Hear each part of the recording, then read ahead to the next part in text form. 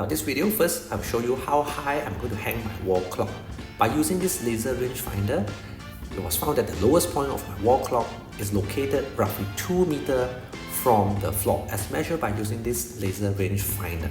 2 meters. The lowest point is 2 meters above from the floor. Now then, I'm going to unbox this wall clock I bought recently, and actually, do you know you need to use alkaline battery? The alkaline battery normally will have a flat negative side. This flat negative, there's no rings around it.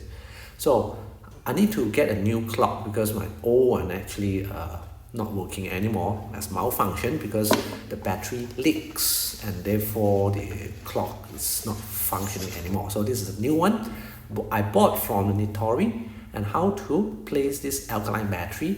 You can see there's a label. This side is actually the positive side, with a notch is a positive side. The opposite side is actually the negative side. Okay, now this is a positive side with a notch. So I'm going to use alkaline battery only. Now the reason why I need to use alkaline battery, now here, this is alkaline battery. Alkaline battery actually release power constantly over long period of time. Now the one on the left hand side is actually heavy duty battery with actually rings around it. Heavy duty battery are meant for flash lamp or perhaps maybe remote control. Okay, so alkaline battery for wall clock, because you need power supply, constant power supply over long period of hours. Okay, and if you use a heavy duty battery, most likely you will either spoil the wall clock or you actually cause a leakage and eventually spoil your clock. That's why I need to buy a new one.